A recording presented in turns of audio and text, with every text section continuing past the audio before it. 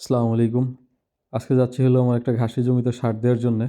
তো যেখানে চারা ঘাস রোপণ করা আছে, তো আমি কত শতাংশ জমিতে কি পরিমাণ সার দিতেছি এবং কি সার ব্যবহার করতেছি সেটাই আজকে আপনাদের আমি দেখাবো। তো এই হলো আমার ঘাসি জমি। তো এই জমির পাশে হলো যে একটা সেচ পাম্প যেটা দিয়ে আমি এই জমিতে পানি দিই। গতকালকে আমার এই জমিটায় পানি দেওয়া হইছে। তো পানিটা মূলত আমরা দিতে পারি না কারণ আমাদের সময় স্বল্পতার কারণে আমরা জমিতে পানি দেওয়ার মতো ওই পরিমাণ সময় পাই না।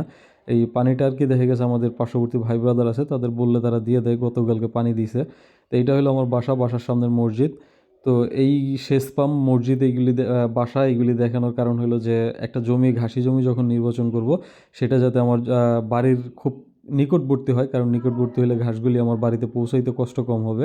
এবং কি সেচ পাম্পটা কাছে থাকার দরকার হলো যাতে আমি এই জমিটা যখন প্রয়োজন যাতে ইজিলি পানি দিতে পারি, কারণ সেচ পাম্প যদি অনেক দূরে থেকে পানি দিতে সমস্যা হয়, কারণ ঘাসিতে জমিতে হিউজ পরিমাণ পানি দেওয়া দরকার পড়ে, কারণ প্রত্যেকবারই যখন ঘাসগুলি কাটা হয় কাটার পরে পানি দেওয়ার দরকার পড়ে। তো আমি এই জমিতে ব্যবহার করতেছিল হলো মাইটা সার, যেটাকে আমরা গ্রাম্য ভাষায় মাইটা সার বলি, এবং কি যেটাকে ডিএপি সার বলা হয়।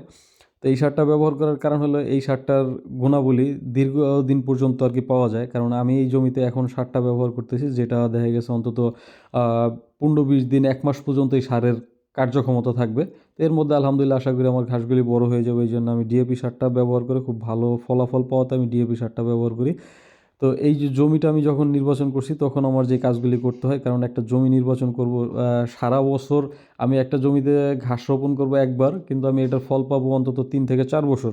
তাহলে এই জমিটা নির্বাচন করতে হলে আমার করণীয় কী? কারণ এই জমিটা যখন আমি নির্বাচন করি তখন আগাছা দমন করার জন্য কীটনাশক ব্যবহার করি। তারপরে আগাছা দমন করার পরে আমি হলো এই জমিটায় জৈব সার ব্যবহার করি। জৈব সার ব্যবহার করে জমিটা চাষ দেওয়া হয়। তারপরে ঘাসের কাটিং রোপণ করি, দেন পানি দিই। তারপরে আলহামদুলিল্লাহ ঘাস বড় হয়, আবার কাটি। কাটার পরে আবার যখন কাটা শেষে পানি দেই, সার দেই। এই হলো ঘাসের যত্ন। তো আপনারা চাইলেও এই জিনিসগুলি ফলো করতে পারেন। আজকে এই পর্যন্ত, সবাই ভালো থাকবেন, সুস্থ থাকবেন। আল্লাহ হাফেজ।